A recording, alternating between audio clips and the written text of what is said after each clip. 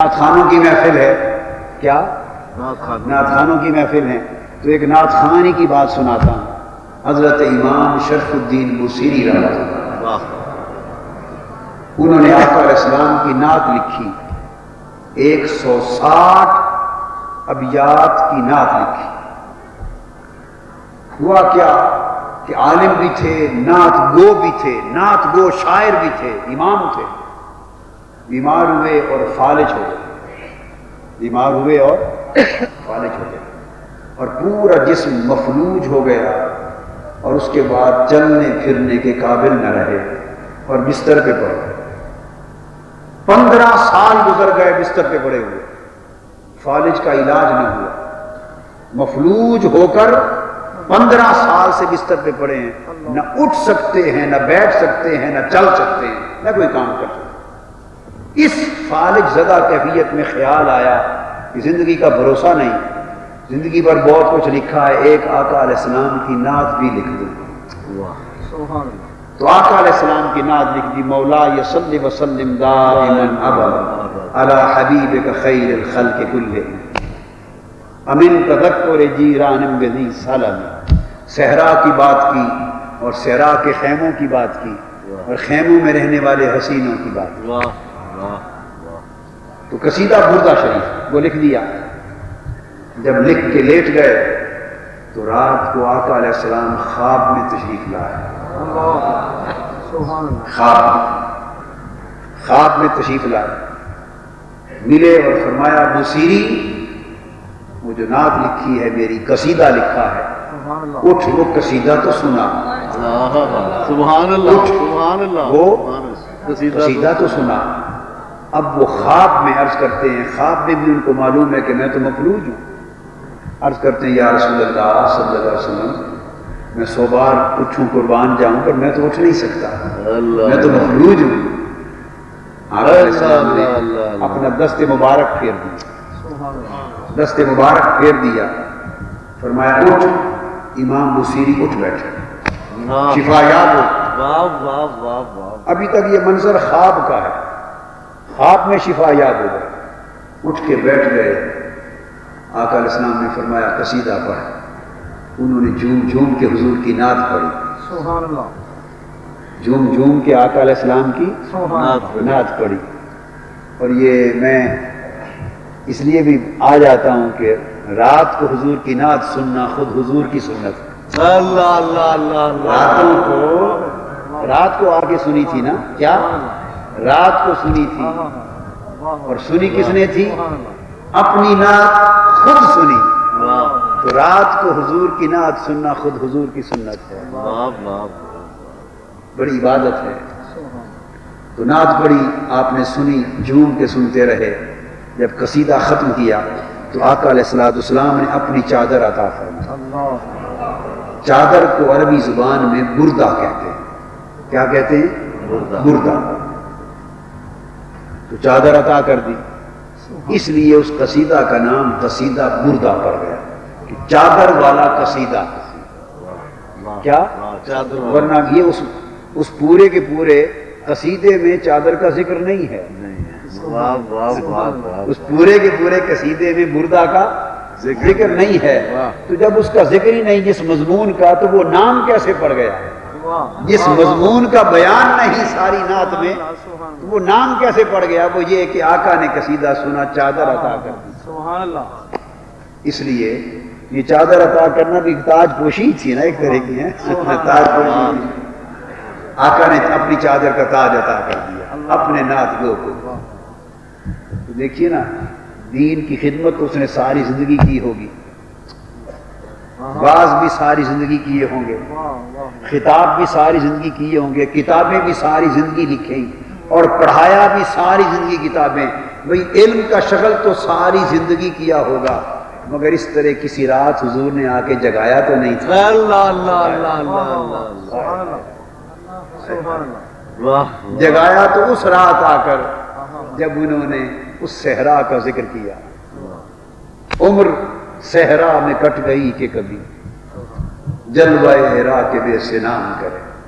جب صحرا کی بات کی اور صحرا میں عربوں کی بات کی، پھر خیموں کی بات کی، پھر حسینوں کے ٹھہرنے کی بات کی تو آقا علیہ السلام کا ذکر ہوا نا جب، تو نعت پڑھی تو پھر حضور رات کو آ گئے اور جگا کے سنا.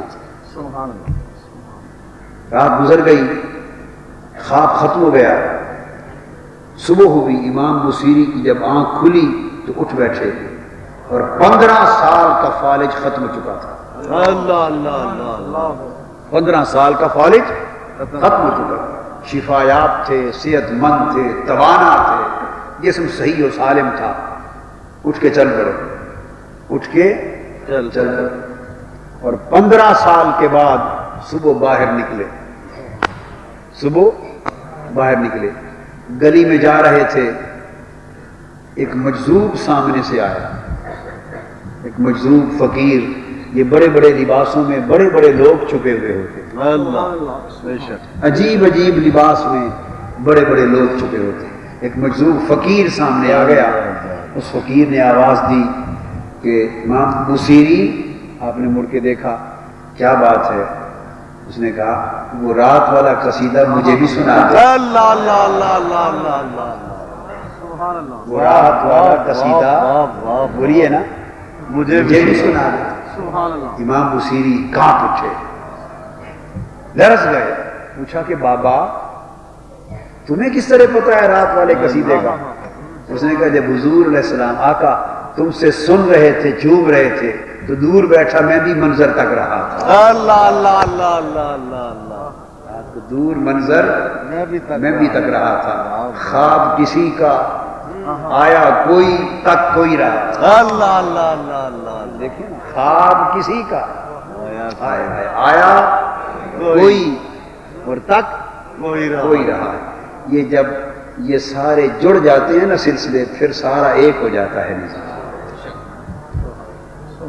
جب یہ سارے لنک جڑ جاتے ہیں، بولیے نا، جڑ جاتے ہیں، تو پھر ذاکر ہمہ ذکر و ذکر مذکور شبہ، تو سارا ایک ہو جاتا ہے. بے شک بے شک بے شک. سن رہا تو پھر آپ نے قصیدہ سنایا اور اس طرح اس قصیدے کی دھوم ہو گئی، اس قصیدے کی دھوم ہو گئی. تو بادشاہ وقت کو پتہ چلا کہ امام بصیری نے قصیدہ لکھا ہے اور آقا علیہ السلام نے چادر عطا کی. اس نے بلایا آپ کو اور لکھوا کر ایک کاتب سے یہ قصیدہ بردہ، یہ نعت ہے، نعت شریف ہے. تو آقا علیہ السلام کا وہ قصیدہ تھا، نعت تھی.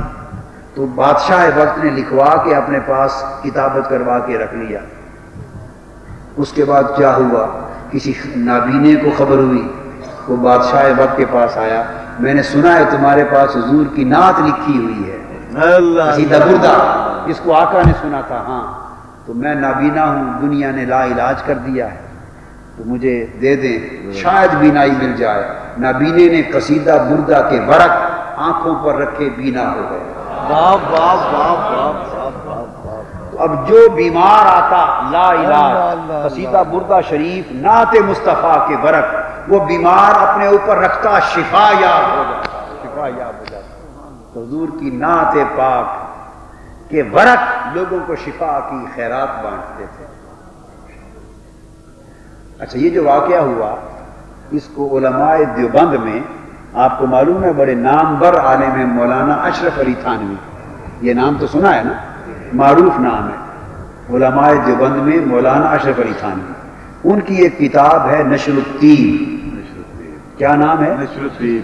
اس نشر الطیب میں انہوں نے ایک باب لکھا ہے حضور کے توسل وسیلے پر، اور اس میں حضور علیہ السلام کے یہ جو نالین شریف ہے نا، نال پاک، اس کی برکتوں کا ذکر کیا ہے، اس کی برکتوں کا اور وسیلہ کا ذکر کرتے ہوئے یہ قصیدہ بردہ شریف ہے. تو پرانی کتابوں میں بیان واقعہ اس کو درج کر کے آخر پہ وہ لکھتے ہیں، وہ کہتے ہیں اگر حضور کی نعت پاک جن ورق پر، اوراق پر لکھی گئی، ان اوراق سے شفا یابی ہوتی ہے اور ان کے وسیلے سے برکتیں ملتی ہیں، تو کہتے ہیں کہ اگر کسی ورق یا کسی شے پر حضور کے نالین پاک کا نقشہ لگ گیا تو اس سے شفا یابی اور برکتیں کیوں نہیں واہ ہوتی؟ واہ واہ واہ واہ واہ. آفیشیل یوٹیوب چینل کو سبسکرائب کریں اور بیل آئیکن کلک کریں.